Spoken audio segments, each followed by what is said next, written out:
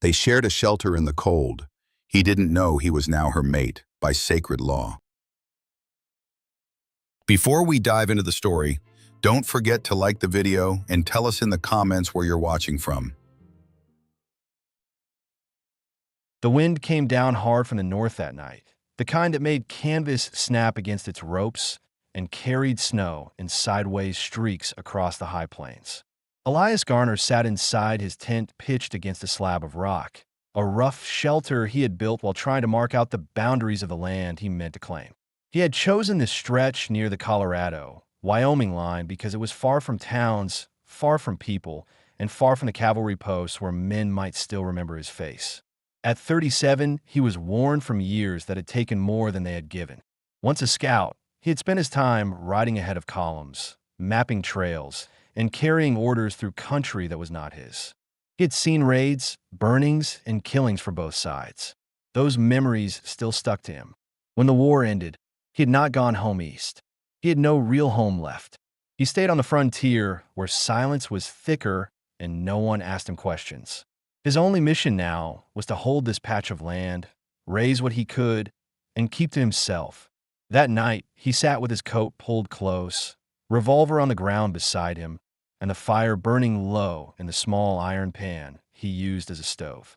He thought about how much wood he had left stacked under the rock shelf, whether it would last through the storm. He thought about the post he still needed to set before winter locked the ground. He thought about how the claim office would not care if a man froze here or not. His chest felt tight the way it often did when the wind picked up, and his mind went to the men he had known who never came back from patrols. He pushed the thoughts down the way he always did. Then he heard it, a sound that didn't match the storm.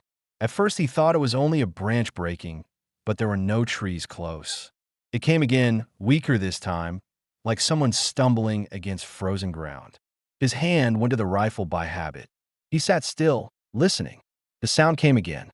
He stood, pulled on his gloves, and stepped out into the night. Snow swept across the ridge, already covering the trail. The cold cut through his coat as he moved away from the tent. At first he saw nothing, only the white blur of snow and the dark line of the hills. Then movement caught his eye, a figure bent low, swaying with each step. He moved closer, rifle raised, ready to warn whoever was off. But when he reached the trail, he saw her clearly.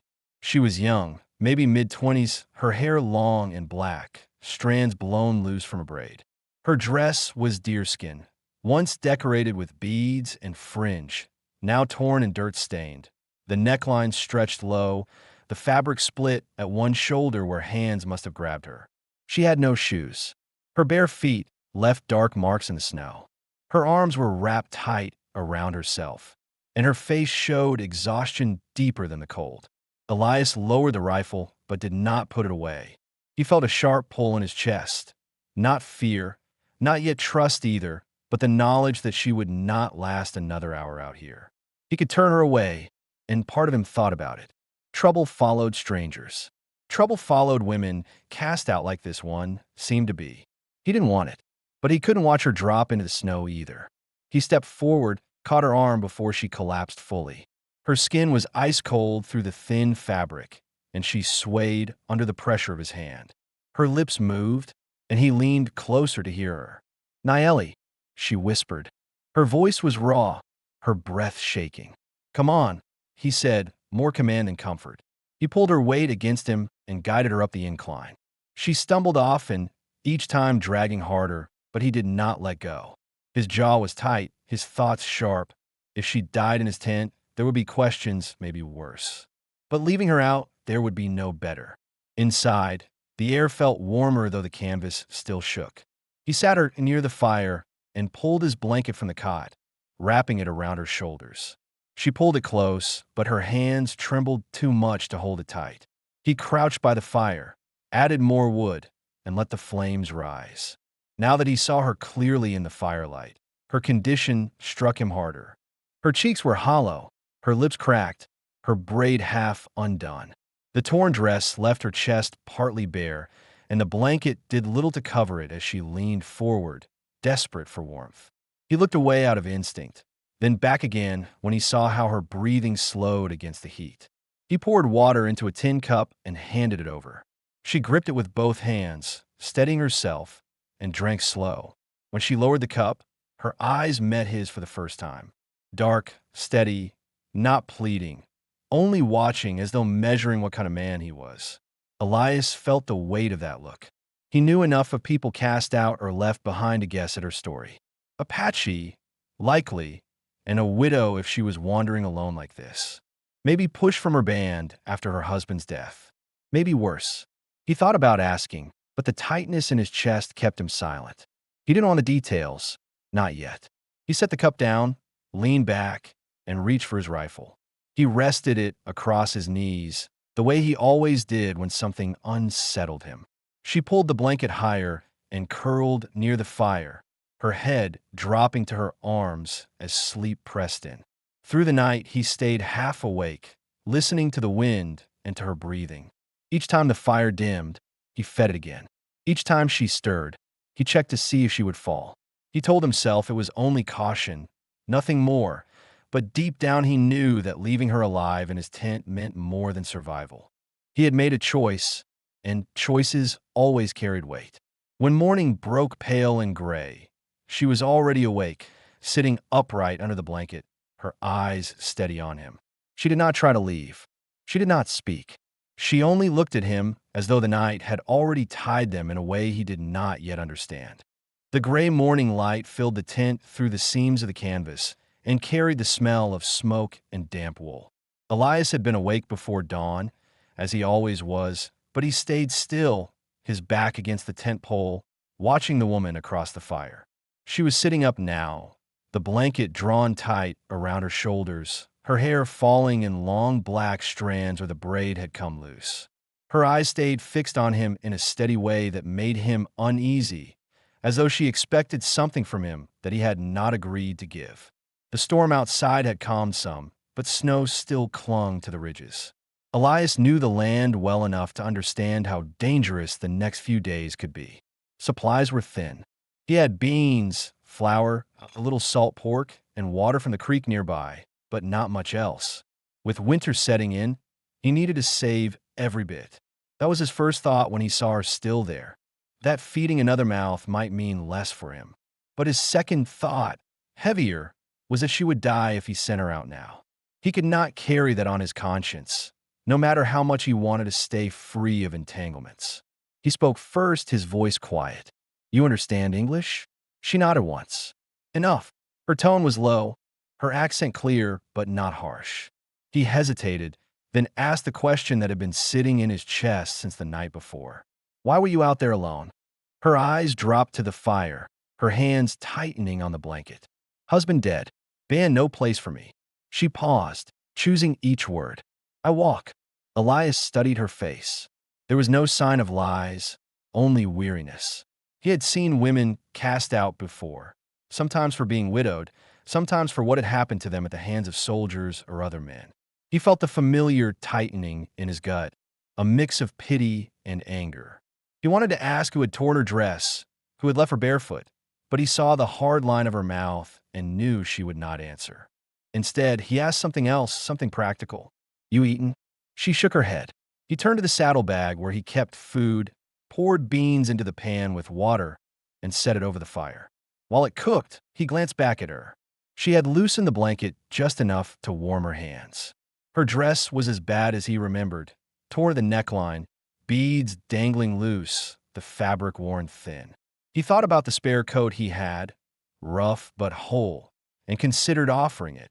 But something in the way she sat told him she would refuse pity if it was offered too openly. The beans boiled slowly. Elias stirred them with the handle of his knife and tried to focus on the fire, but he kept catching her eyes on him. Not fearful, not pleading. Watching, measuring him the way she had the night before. When the food was ready, he pushed the pan toward her. She took it, ate slow, careful not to waste a single bite. When she was finished, she set it down and said, "Thank you." The words sounded simple, but they pressed at him more than he expected. He nodded once and set about filling the water bucket. Stepping outside, he squinted at the snow-crusted ground. The wind had calmed, but the tracks from last night were already fading. He thought about how close she had been to dying there and felt a chill that had nothing to do with the cold. When he came back in, she was standing near the cot, her blanket wrapped close, looking at the rifle propped against the wall. For a moment he tensed, ready to move if she reached for it. But she only looked, then turned her eyes back to him. "You soldier?" she asked. Elias froze for a second. He had not expected the question so soon. He weighed whether to answer, then gave a slow nod. "Scout. Long time ago." Her eyes narrowed slightly. "Blue coat." He felt the weight of her meaning. "Union cavalry." The same soldiers who had fought her people, the same kind who had burned villages and driven families from land. His throat tightened, and for the first time since she arrived, he felt real unease. "Yes," he said. His voice was firm, not apologetic. He could not change what he had been. She watched him for a long time, then looked away. "You not wear coat now." Elias let out a breath he hadn't known he was holding. He realized she was telling him something, that she knew who he had been, but she was judging him for what he was now, not for his past. Still, the silence that followed was heavy.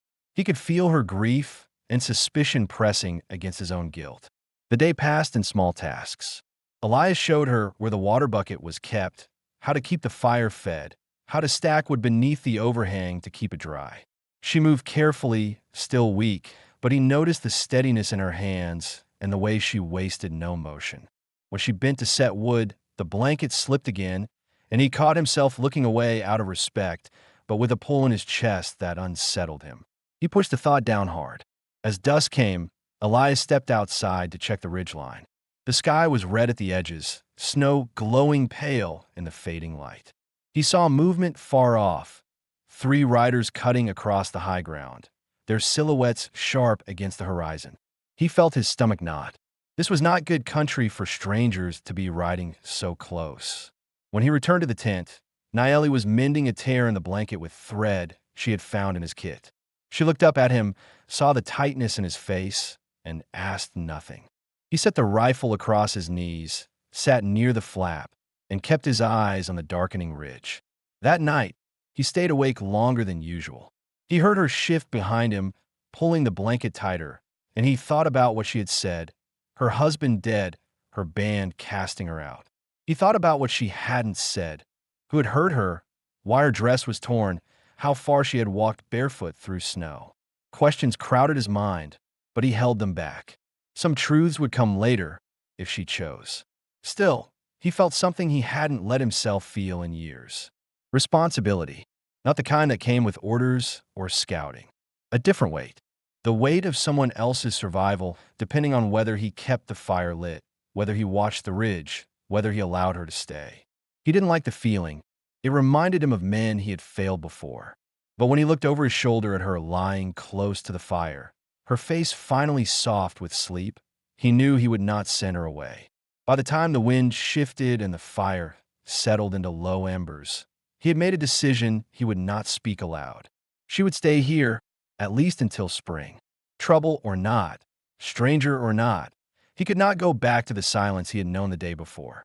The fire burned low inside the tent, casting weak shadows against the canvas, while outside the wind shifted and carried with it the sound of the plains settling into night.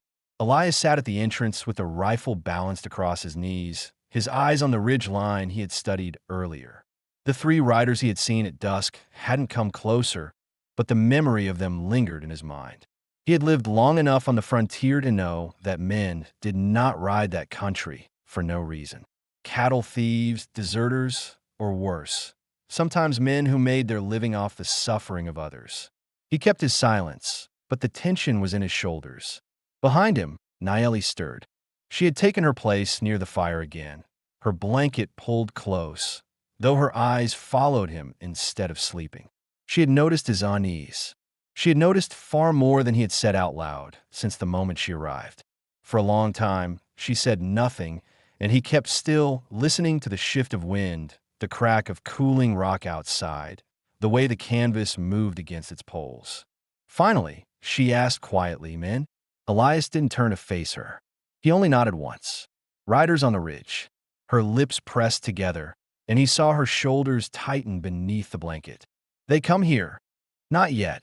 His voice was low and steady, but inside he weighed the risk. If they had seen smoke from his fire, they might circle back.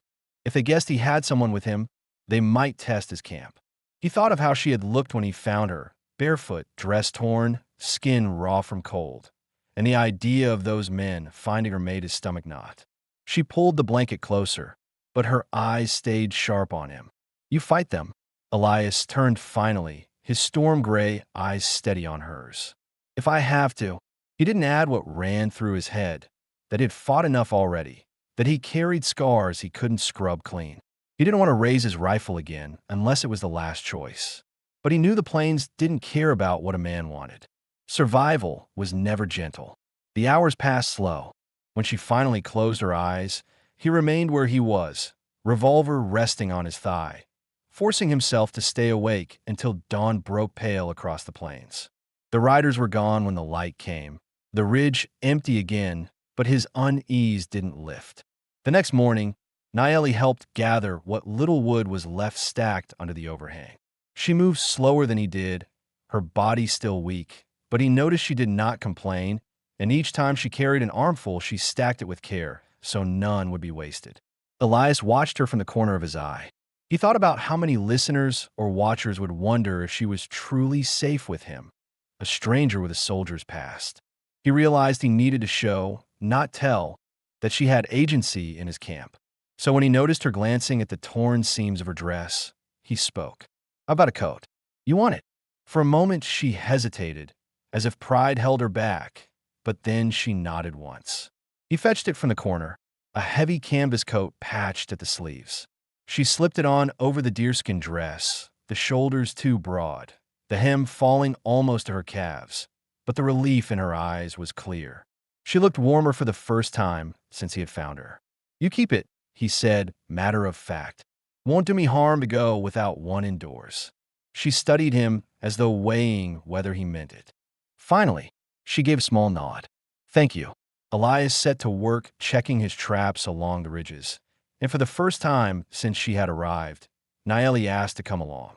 He considered it, knowing she wasn't strong yet, but decided it was better for her to see the land than to stay alone in the tent if those riders came back. They walked side by side, his stride long, hers shorter but steady. She carried nothing at first, but when he caught a rabbit in one of the snares, she bent to pick it up and held it without complaint. On the trail back, Elias felt her eyes on him. Finally she asked, "Why here? Why alone?" He thought about lying, but he was tired of hiding from words that lived in his chest. "I was a scout. War ended. Didn't want to go back east. Too many faces there I couldn't carry anymore. Here's quiet. Quiet's enough for me." Her gaze stayed on him, unreadable, then dropped to the ground ahead. After a long silence, she said softly, "Quiet is not always enough." The words sat with him the rest of the walk. He wasn't sure if she meant herself, her loneliness, or if she was telling him that his solitude would not protect him forever. Either way, he heard truth in it. Back at camp, she cleaned the rabbit with hands that moved confidently. Elias realized then that listeners would wonder, how much did she really know about survival? Was she helpless, or had she done this before? Watching her work, he saw she was no stranger to hard tasks. She had likely fed herself many times with nothing but scraps. She was not here to be pitied. She was here because she had been given no other choice. That evening, as the fire lit the tent, she sat across from him, the coat draped over her shoulders, the torn dress still visible beneath. She looked at him carefully and asked, "You let me stay? Only winter?" Elias stared at the fire for a long moment. He thought about what it would mean, for food, for risk, for the silence he had chosen for himself. He thought about the riders on the ridge and how he had felt his chest tighten at the thought of them finding her. He thought about the guilt he carried and how heavy it would grow if he sent her out to die. Finally, he said, "You can stay. Winter, spring, as long as you need." For the first time since he had met her, he saw her expression change into something lighter. Not a smile, not yet, but a softening, as though the weight she carried had shifted. She lowered her eyes and nodded. "Then I stay." That night, she slept nearer the fire, her breathing steady. Elias lay back against the pole, eyes open, his mind still restless but steadier than the night before. He knew he had crossed a line without meaning to. She wasn't just a stranger in his camp anymore. She was part of it, and he had accepted that. As he drifted towards sleep, he caught himself thinking of what she had said, quiet is not always enough. He wondered if she was right, and if his years of solitude had only been waiting for something or someone to break it. The next morning began sharp and cold, the kind of air that made lungs ache with every breath. Elias stepped outside the tent early, scanning the ridge lines where he had seen riders the evening before. The horizon was clear now, but he knew better than to trust it. Men did not ride that close for no reason. They would either return, or their presence meant trouble nearby.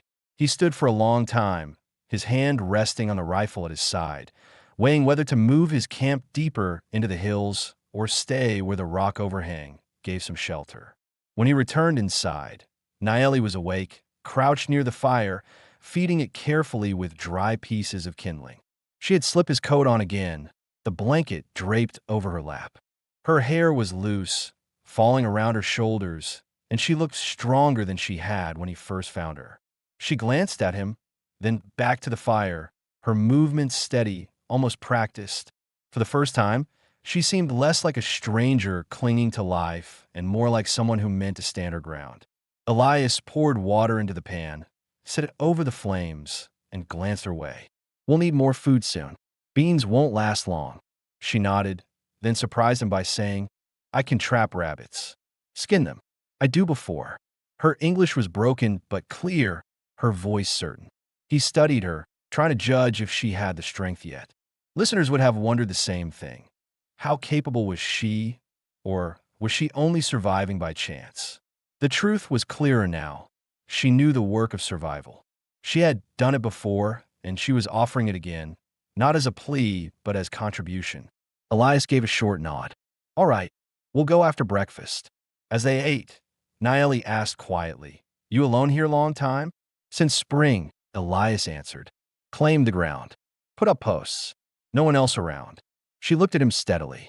No wife. No children. The question tightened his chest. He had expected it eventually. He shook his head. No, just me. He did not explain further, but the silence that followed seemed to tell her enough, that he had chosen solitude not out of preference alone, but because there was no one waiting for him anywhere else. They left the tent together after the meal, walking along the frozen ridges. Elias carried the rifle, keeping his eyes on the land, while Naeli carried a bundle of twine and small sticks she had gathered from his supplies. He realized some listeners might have wondered how she survived barefoot until now. He had given her spare boots the day before, stuffing them with cloth so they would fit better, and though they were still loose, she walked with more ease. They set snares near a thicket where tracks crossed the snow. Naeli moved with quiet efficiency, her hands quick as she looped the twine and set it against the ground. Elias watched, silently acknowledging that she was not helpless here. She had knowledge he could use. When they finished, she brushed the snow from her hands and stood close, her breath showing in the air. On the way back, she asked suddenly, The men last night, they come back? Elias kept his eyes forward. Could be. Don't know yet. She was quiet for a moment, then said, If they come, I fight too. The words made him stop in his tracks. He turned to her, his jaw tight. You don't need to. That's my part. Her eyes narrowed. Your part, my part. Both want live. I fight. He studied her, torn between admiration and worry. He knew she was right, but the thought of her standing with a weapon against armed men made his stomach knot. He didn't answer, only started walking again, faster this time, and she followed without another word. That night, they sat by the fire, the smell of rabbit meat filling the tent from the snares they had checked that afternoon. Elias cleaned his rifle, while Naeli worked the hide with steady hands. For a moment, it almost felt like a household, not a camp thrown up against the storm. Yet he knew the question still hung between them. What bound them together beyond survival? As she finished with the hide, she spoke softly, almost as if she hadn't meant to say it aloud. My people, law says, woman share fire, share tent, she belonged to man. Her eyes stayed on the hide, Not on him. You know this. Elias froze. He had suspected something of the sort, had seen enough bands live by rules he didn't fully understand, but hearing it spoken brought the weight down heavy. His mind ran quick. Was that why she had looked at him so steady each morning? Was that why she did not speak of leaving? He cleared his throat. I didn't know. Now she raised her eyes to him, dark and steady. But I know. I stay because law says, but also because I want. You take me in. You keep me alive. He felt his throat tighten. He had not asked for this, had not thought of himself as anyone's keeper, but the truth was plain. She was here, and he had chosen not to send her away. He looked at her for a long time, the firelight catching the curve of her face, the rough, torn edges of her dress under the coat, the steadiness of her gaze. For the first time in years, he felt something shift inside him. Responsibility, yes, but also something heavier, something closer to belonging. Outside, the wind pressed against the canvas again, and Elias shifted the rifle closer. If those riders come back, they'll find her not easy to take from. Naeli gave a small nod, her hands still, her eyes on his. Then we stand. That night, when the fire burned low, Elias lay awake longer than he meant to. He thought about what she had said, about the law of her people, about choice, about staying. He realized that the silence he had carried for years was no longer his alone. She had stepped into it, claimed part of it for herself. And whether by law or by choice, she was no longer just a stranger at his fire. The morning came hard and bright after a night of restless sleep. Elias pushed the flap of the tent open and scanned the ridges again, his breath showing in white bursts. The ground was frozen solid, and the tracks they had made the day before had already faded under thin layers of snow swept in by the wind. For a moment, the land looked calm, but calm could not be trusted. He remembered the three riders, their outlines sharp against the horizon, and he knew the question listeners might ask. Who were those men, and what did they want? He didn't have an answer yet, but he intended to be ready if they came back. Inside, Naeli was crouched near the fire, rolling the rabbit hide she had worked the night before into a neat bundle. The coat he had given her was still too large, but she had tied it close with a strip of leather to keep it steady on her shoulders. Her hair was braided again, tighter this time, and her face carried less of the exhaustion that had marked her when he first found her. She looked up when he stepped back inside, her eyes steady. They come again? She asked. Not this morning, Elias replied. He set his rifle against the pole and crouched by the fire to warm his hands. But they might. Men like that don't ride for nothing. She stayed quiet, but he could see in her eyes that she was thinking the same thing, that if the riders were watching, they might return at any moment, and two people in a canvas tent were easy prey. Elias thought about it carefully. Listeners would wonder why he didn't move the camp, why he stayed exposed. The truth was simple. The rock overhang gave him shelter from the worst winds, and the creek nearby gave him water. Moving now, in the heart of winter, would mean more risk than staying put. But he knew he had to prepare. He spoke as he stirred the fire. If trouble comes, you stay behind me. Don't stand in the open. Her chin lifted slightly. I told you, I fight too. Elias met her gaze. He saw not just defiance, but also fear tucked beneath it. He wanted to tell her no again, but part of him knew the truth. If trouble reached their camp, she would not sit idle. He sighed, rubbed his hands over his face, and said, all right, but you follow my lead. Later, they walked to check the snares. The cold bit through the air, and Elias noticed she moved slower now, her boots slipping slightly in the crusted snow. He tightened the cloth inside them that evening, adjusting them so they fit better, answering another unspoken question. How could she walk in boots so big for her? Now they fit more firmly, though still not perfectly. When they reached the thicket, two of the snares held rabbits. Naeli crouched low, working quickly with practiced hands.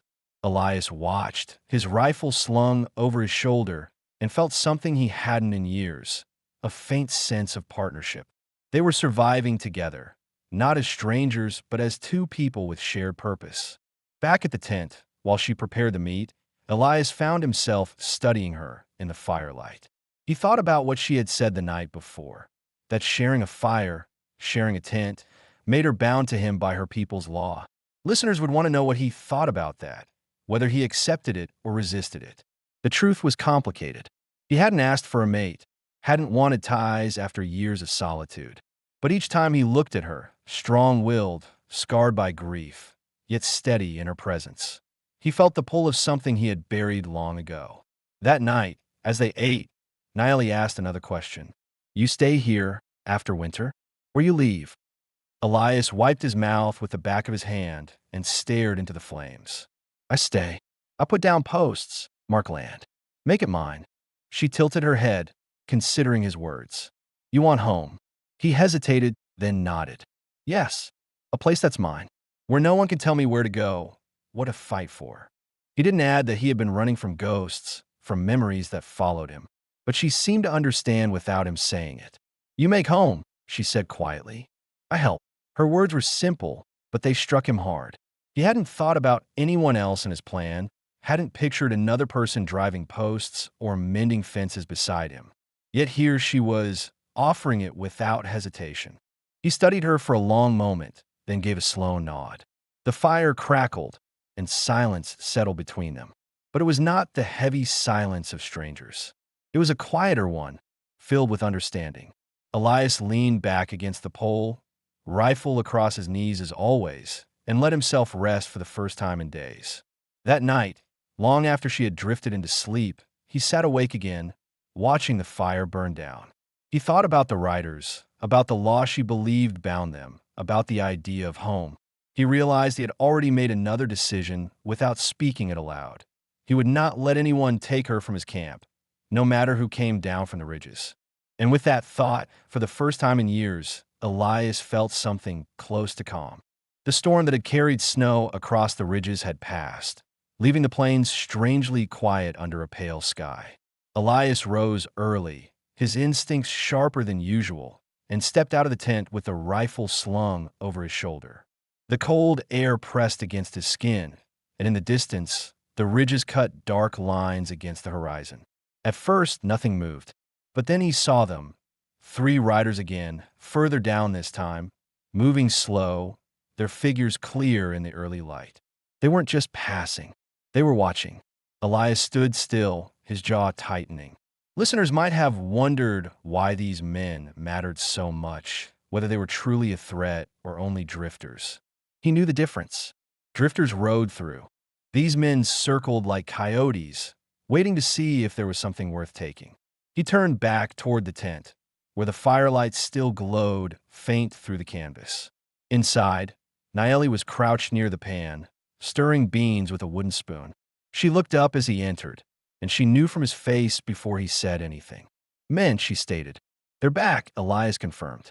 He set the rifle down only long enough to pour water into a cup, his mind already working through what had to be done. They're close enough now. They've seen the camp. She studied him carefully, then asked, You fight them now, or you wait? Elias didn't answer right away. He thought about what people would wonder. Why not pack and leave? Why not avoid the fight? He had weighed that already. Moving camp meant hauling supplies in deep snow, no cover, no shelter. They would be exposed, and the riders would trail them anyway. Staying here gave them at least one advantage: the rock shelf at their backs, the tent for cover, and his traps close by. He finally said, We hold here. If they mean trouble, they'll show it. The day dragged, every sound outside pulling Elias's hand toward the rifle. He kept watch while Naeli worked inside the tent, mending seams on the blanket with a needle she found in his kit. At one point, she looked at him and asked, You kill before? He met her eyes steadily. Yes. His voice was blunt, carrying no pride. In the war. On the plains. Too many times. She nodded slowly, as though confirming what she already guessed. And now, you kill again if they come. His throat felt tight, but he forced himself to answer. If I have to keep us alive. That evening, as the sky turned red and the wind dropped, Elias checked the ridges again. The riders were gone from view, but he knew better than to trust the silence. He loaded his rifle carefully, then checked the revolver, every motion deliberate. Naeli watched him from the fire, her expression unreadable. Finally, she asked, Why you held me that night? You could leave me. He stopped, looking down at the weapon in his hands. He hadn't expected the question so direct, but he knew the listeners would have wondered the same thing. Why did he take her in when trouble followed her? He spoke slow. I thought about it, walking past, but I've seen too many left in the dirt. I wasn't going to add another. Her eyes softened at that, though her jaw remained tight.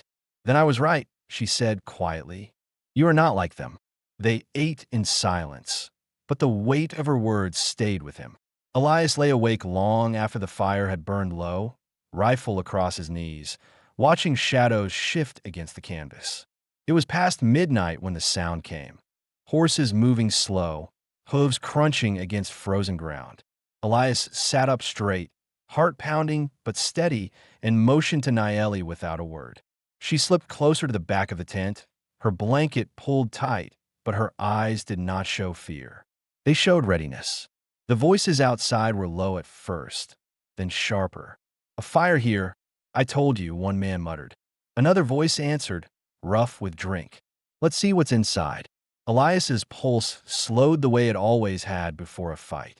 He lifted the flap just enough to see the figures. 3 men on horseback dismounting now, moving toward the tent. Their coats were ragged, their faces shadowed, rifles hanging loose but ready. These are not ranchers or scouts. They were men looking for an easy mark. He whispered back to Nayeli, stay low.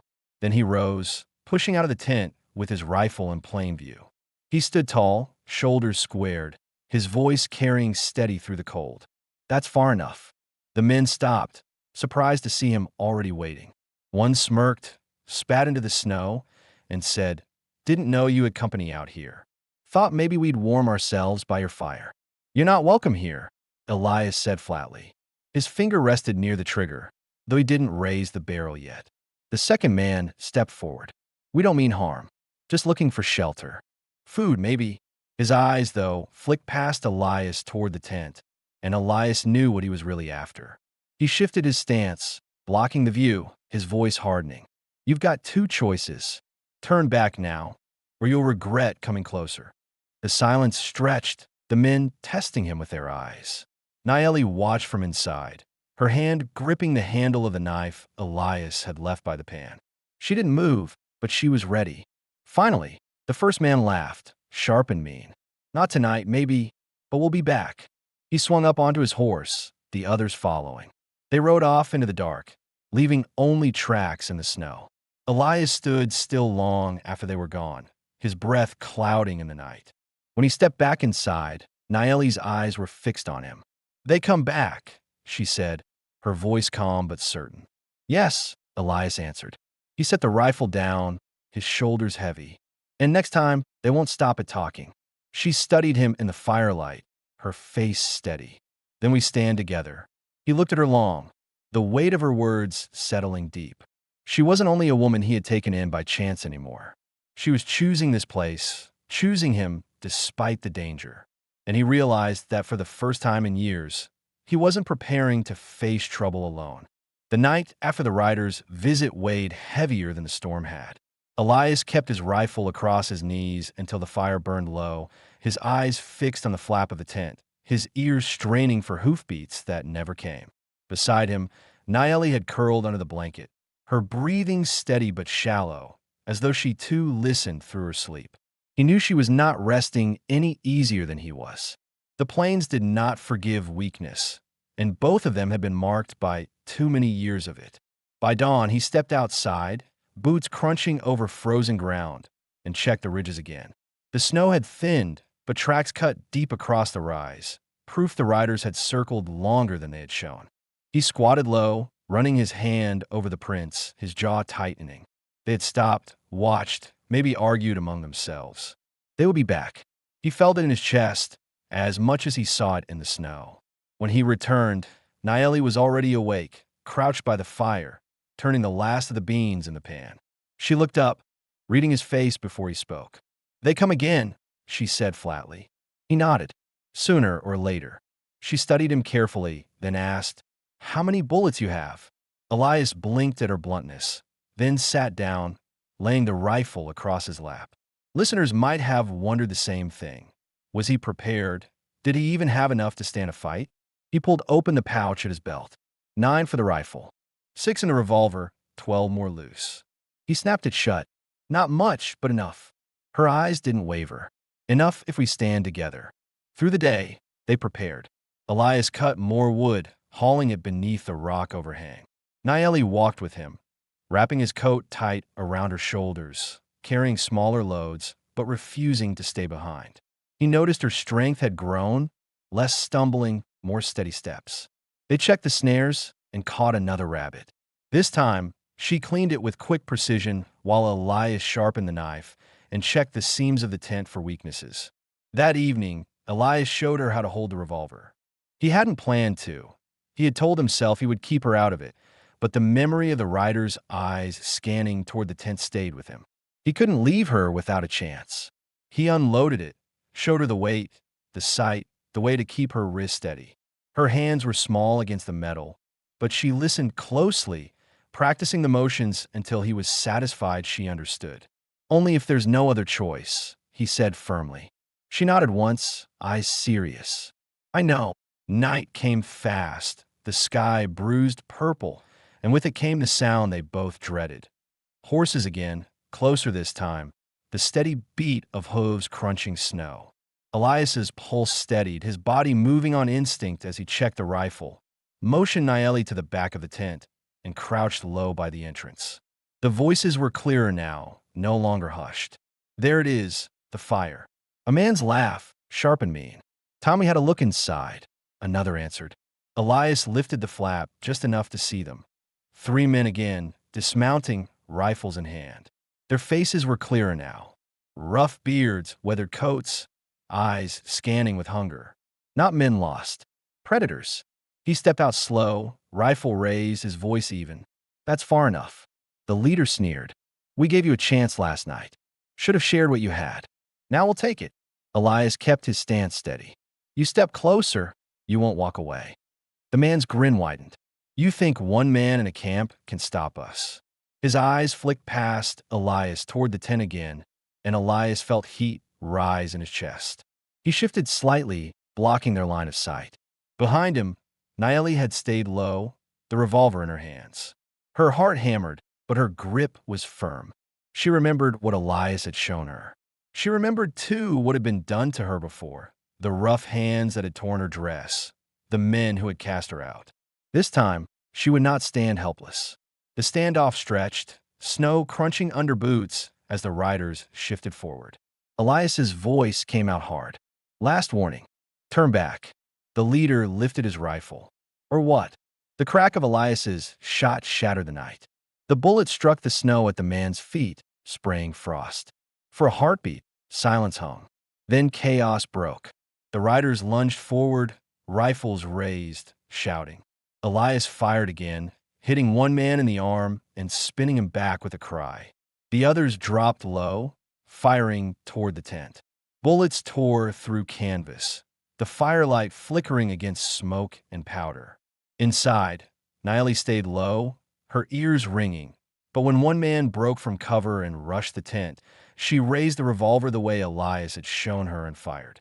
The shot echoed, louder than she expected, but it struck the ground near his boots, enough to stop him cold. Elias came around fast, driving the butt of his rifle into the man's chest, dropping him hard into the snow. The fight was short, brutal. 2 shots more, and the riders pulled back, one clutching his arm, another dragging the fallen man toward the horses. They cursed, shouted, and retreated into the dark, the sound of hooves fading fast into the ridges. Elias stood breathing hard, smoke rising from his rifle, his ears ringing. He scanned the ridge until he was sure they were gone. Then he turned back to the tent. Nayeli stood there, revolver in both hands, her chest rising and falling, eyes wide but steady. You did good, he said, his voice rough. Her hands trembled now that it was over, but she lowered the weapon and met his eyes. We stand, she said quietly. He nodded, the weight of the moment settling into him. She had stood with him, and together they had held the ground. For the first time in years, Elias felt the meaning of more than survival. He felt the edge of something stronger, belonging, not just for himself, but for both of them. The night after the gunfight carried a different weight inside the tent. Smoke from spent powder still clung to their clothes, and the canvas walls bore the scars of holes torn by stray bullets. Elias sat against the pole with the rifle across his lap, cleaning it carefully, his movements deliberate, steadying himself through the routine. His jaw was tight, and though his hands were sure, his mind kept circling back to the fight. Every shot fired, every step the riders had taken toward the tent. He knew they had driven them off, but he also knew men like that rarely gave up after losing face. They would be back, or others would hear of a lone camp with supplies worth stealing. Nayeli sat near the fire, wrapped in the coat, the revolver beside her on the ground. Her hand still trembled slightly when she reached for the pan, though she hid it well. She had stood with him, just as she promised. She had not broken under the gunfire, and when she had pulled the trigger, her eyes had not shut. But now that silence had returned, the weight of what they had done pressed on her. She looked at Elias finally and asked in a low voice, "They come again?" He met her eyes. "Maybe not tonight, but yes, they'll try again." She nodded once, as though she already knew, then asked a second question that had been waiting in her since the fight. "You kill before, you kill again. You sleep after?" Elias paused, the rifle in his hands, still for the first time since he'd begun cleaning. He thought about how many times listeners would have wondered this too, how a man lived with what he had done, whether he carried guilt or buried it. He let out a breath and answered plainly, "I don't sleep easy, but I do what I have to. That's the truth of it." Her gaze stayed on him, long and steady, then softened. "You keep me alive. That is enough." The word struck him more than he expected. He felt something in his chest loosen, though his shoulders stayed tense. He set the rifle aside and leaned back against the pole. For years, no one had looked at him with anything but suspicion or fear. Now, in this torn canvas tent, a woman who had lost everything spoke to him as though his choices still carried worth. The following day, they worked harder than before. Elias reinforced the tent seams with spare canvas, patching the holes where bullets had torn through. Nayeli helped, stitching carefully, her hands steady despite the cold. Together, they stacked more wood and checked the snares again, knowing they needed to be prepared for both hunger and danger. At one point, Elias found himself watching her while she bent over the hide she was scraping. Her hair had slipped loose, her braid undone, falling across her shoulders. The coat he had given her was still far too big, but the way she worked, calm and sure, made her presence feel less like a burden and more like something steady at his side. He realized then that listeners might wonder if she stayed only because of the law she had spoken of, that sharing a tent bound her. He knew now it was more than that. She stayed because she had chosen to, because she believed in him enough to fight beside him. That evening, as the fire warmed the small space, she broke the silence with a question that had lingered unspoken since she arrived. "Your family? You say no wife, no children. But before, what you leave behind?" Elias froze. He had avoided this from the start, but he knew it was something anyone would ask. He ran his thumb along the stock of the rifle before answering. "A farm back east. Parents gone when I was young. A brother once, but he stayed behind. When I came west with the army, I never went back. I didn't have much waiting for me." He lifted his eyes to hers, steady. "The men I rode with, the ones who didn't live, sometimes I think I left them behind more than anyone else." Nayeli listened without interrupting, her face solemn. Then she said softly, "I know that. I leave my husband in the ground. My band walk away from me after. I carry them still, but not with me. It is same."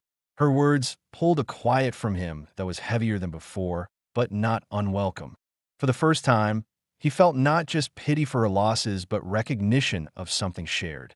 They were two people carrying ghosts, both left outside the lives they once had. As the fire burned lower, their silence shifted again, no longer sharp but warmer. He sat closer than he usually did, close enough to feel the brush of her shoulder when she shifted the blanket. She did not move away. Where her hand brushed his as she passed the cup, neither of them pulled back. It was not a grand gesture, not even spoken, but it carried the weight of something neither had allowed themselves to reach for in years. Outside, the plains stretched cold and dangerous, but inside the tent, the bond between them tightened. They had fought together, bled fear together, and now sat side by side, not as strangers, but as something more, something unspoken but certain. Before sleep, Elias checked the rifle one more time, then looked at her. "If they come again, we'll be ready." Naeli held his gaze, her voice steady. "We are already ready, because we stand." He nodded, the corners of his mouth tightening, not quite a smile, but closer than he had come in years. For the first time, he believed her. The morning after the fight fell sharper, the air biting hard, as if to remind them the night had been real and not some half-remembered nightmare. Elias stepped out of the tent at first light, scanning the ridge lines with his rifle slung over his shoulder.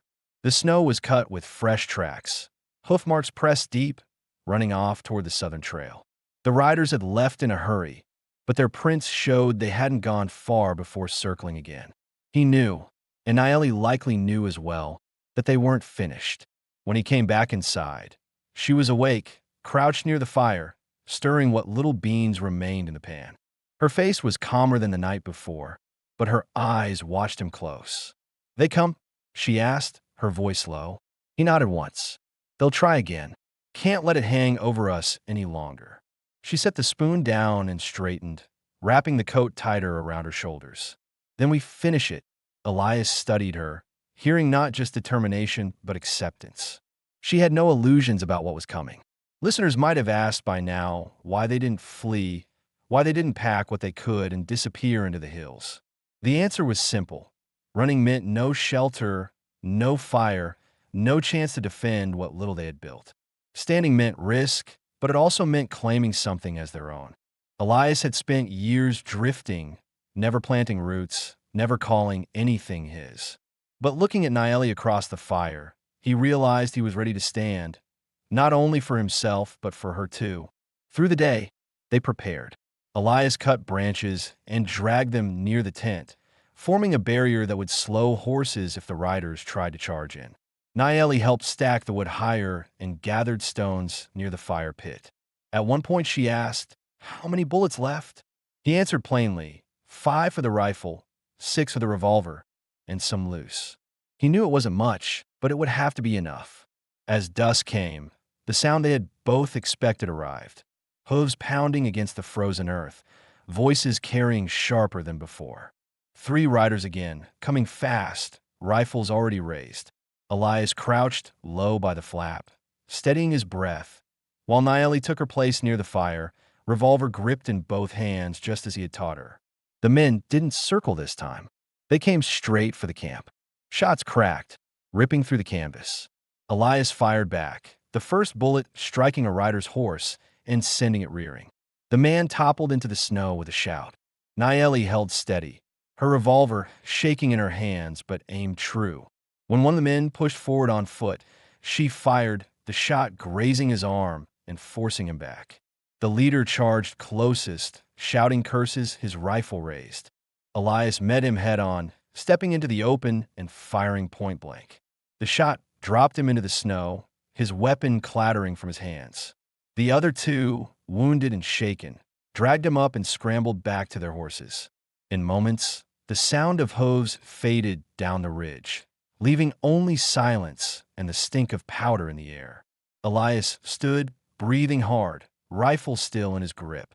His chest burned, his shoulders heavy. But as he scanned the ridges, he knew it was over. Men like that didn't come back once beaten and bloodied. They'd find easier prey somewhere else. When he stepped back inside, Naeli was still crouched near the fire, the revolver lowered now, her hands trembling in the aftermath. She looked up at him, her eyes wide but steady. "They go. They're gone," he said, his voice rough but certain. For a long moment, silence filled the tent. Then she let out a slow breath, set the revolver aside, and whispered, "We live." Elias crouched near her, his hand brushing against hers as he reached for the pan by the fire. She didn't pull away. Instead, she turned her hand and held his. It was the first time either of them had allowed that closeness without hesitation. "You saved me," she said quietly. "Not just that night in the snow. Tonight, too." He looked at her, the firelight catching her face, the braid that had slipped loose, the the strength in her eyes. For years, he had kept his distance, had refused to let anyone close enough to matter. But now, with her hand in his, with the memory of the fight still burning in his chest, he knew he couldn't send her away. "You're not leaving," he said, his voice firm, steady. "Not after this. This is your home now, same as mine." Her lips parted slightly, her eyes softening. "Then we stay. Together." The words carried more weight than any law, more than the sacred binding she had spoken of before. This was choice, plain and simple, spoken by both of them. That night, they sat close by the fire, their shoulders touching, the silence no longer heavy but warm. Outside, the plains stretched wide and cold, but inside the tent, they had claimed something stronger than fear. By morning, the camp was quiet again, the ridges empty, and the land theirs to keep. Elias looked at the post he had set in the spring, at the fire still burning, at the woman who now moved beside him with certainty. For the first time since he had come west, he felt the weight of roots settling into the ground. He had a home, and he was no longer alone.